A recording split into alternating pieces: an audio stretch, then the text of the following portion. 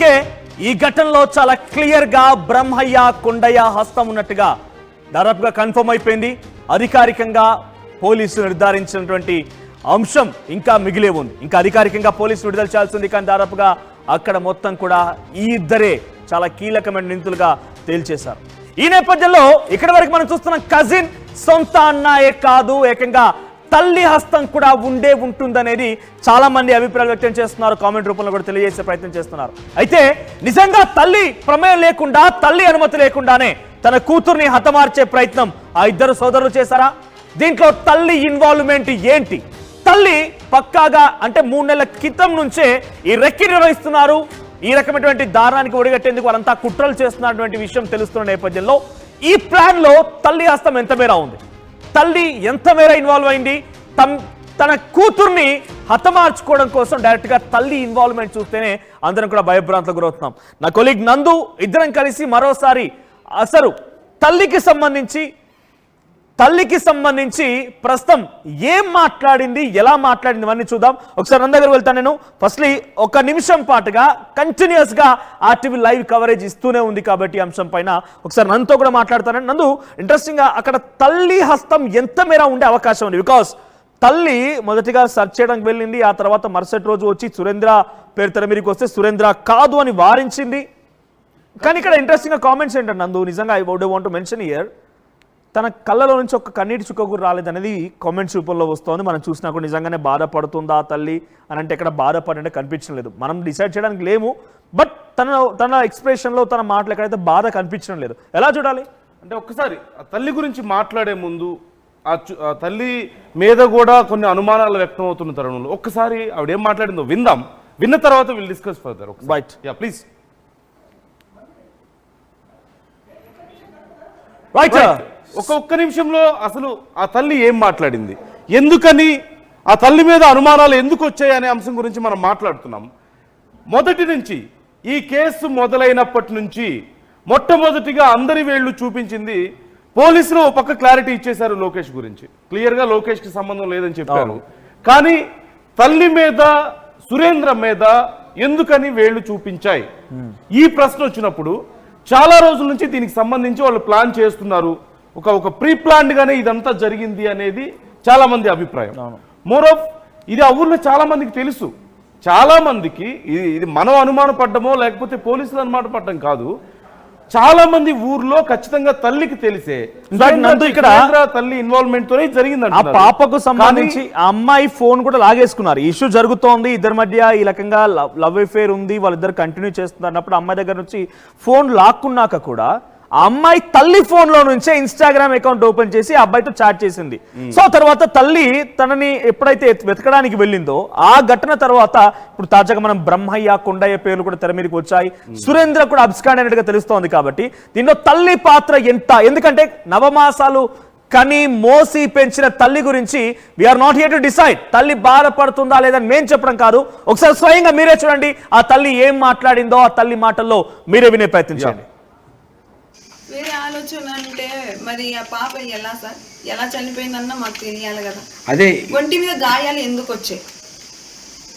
రేపు జరగలేదు, మేము కూడా ఒప్పుకుంటాము.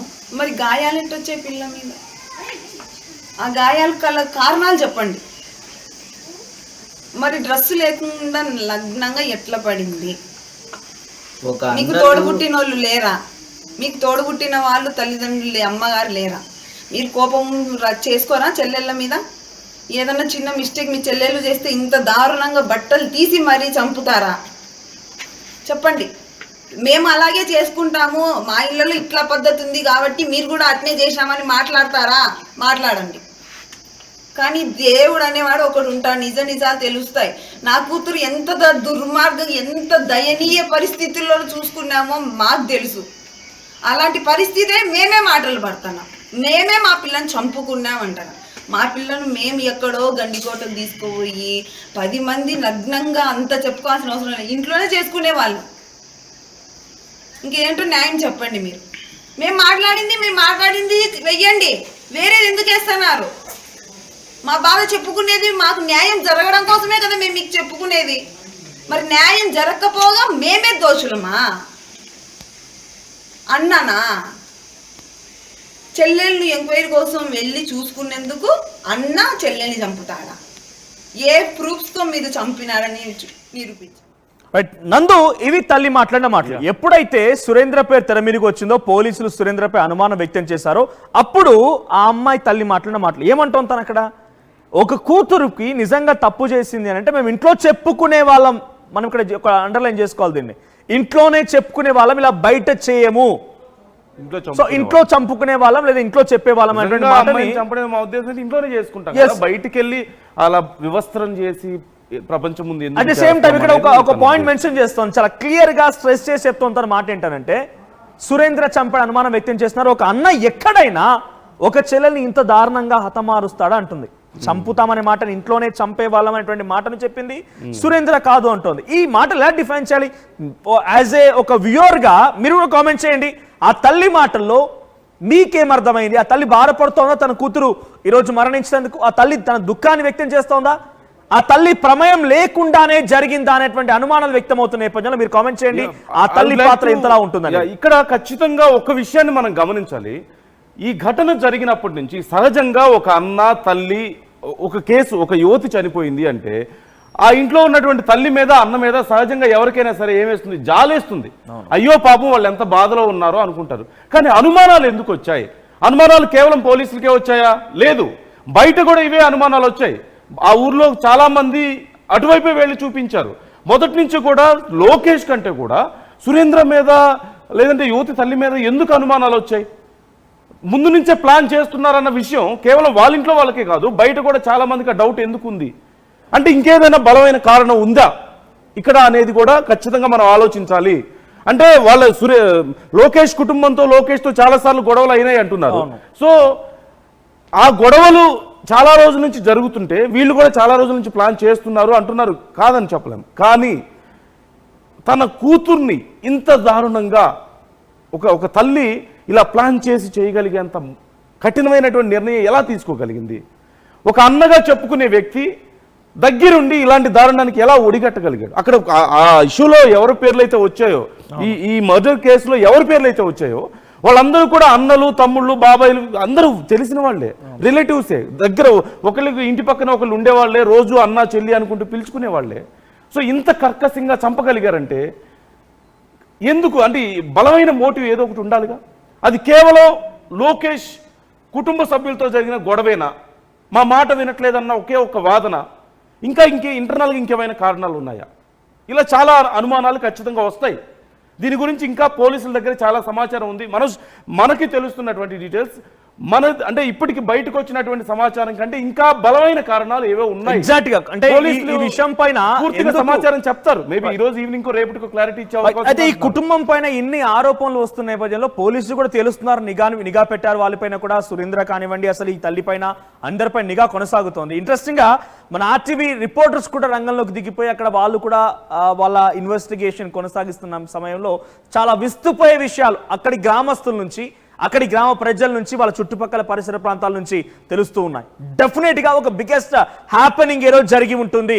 ఇంతలా బిగ్గెస్ట్ రెక్కి నిర్వహించి తన సొంత కూతురు 9 మాసాలు మోసి కని పెంచి ఆ అన్న ఇప్పుడు బ్రహ్మయ్య కూడా ఏదో ఒక రోజు ఆ చెల్లిని చేయి పట్టుకొని నడిపిస్తూ స్కూల్ తీసుకెళ్లిన రోజే కదా ఆయన తన వైపుగా తన చెల్లెల్ని కాపాడుకోవాలని చెప్పి రక్షించుకున్న అబ్బాయే కదా. ఆ చెల్లితో రాఖీ కట్టించుకొని ఉంటాడు కదా, రైట్. సో తన చేతిలో మోస్తూ ఆమె ఏడుస్తుంటే, అమ్మేదో పని చేస్తుంటే ఏడుస్తూ పట్టుకొని కూర్చుని చెల్లిని ఆడించిన వ్యక్తే కదా. అంతలా దుర్మార్గంగా ప్రవర్తించడం గల కారణం ఏమై ఉంటుంది? ఒక బిగ్గెస్ట్ థింగ్ ఏదో ఉంది. అది కేవలం లోకేష్ అంశమైనా ఇంకేదైనా ఉందా? కేవలం పరువు అంటే లోకేష్ ఒక జులాయిగా తిరుగుతూ ఉన్నాడు. సో లోకేష్ ని ప్రేమించి ఇలా బయట తిరగడం మూలంగా మా పరువు పోతుందని భావించే వరకే మాత్రమే ఉందా? డెఫినెట్ గా అక్కడి వరకే ఉంటే ఎందుకు వివస్త్రంగా చేసి ఇంత దారుణాతి దారుణంగా హతమారుస్తారు? ఖచ్చితంగా మనోజ్, సహజంగా అంత బలమైన దెబ్బలు కొట్టేటప్పుడు అలాంటి ఒక పరిస్థితుల్లో సహజంగా ఇంకెవరైనా ఆ పని చేస్తే ఆ యూత్కి పెయిన్ ఉండేదేమో, నొప్పి, శారీరకంగా చాలా భయంకరమైన నొప్పి, లోపల కిడ్నీలు డ్యామేజ్ అయ్యేంత నొప్పి, లివర్ డ్యామేజ్ కమిలిపోయేంత నొప్పి.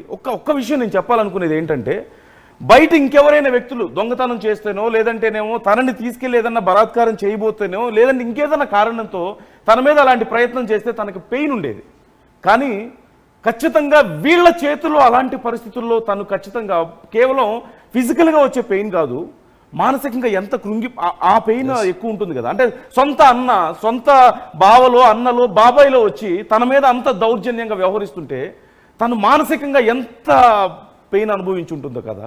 అంటే we are talking about physical pain. అంటే లివర్ డ్యామేజ్ అయింది, కిడ్నీలు డ్యామేజ్ అయినాయి, మనకు బాడీ అంతా దెబ్బలు తగిలి అని మనం మాట్లాడుకుంటున్నాం కదా.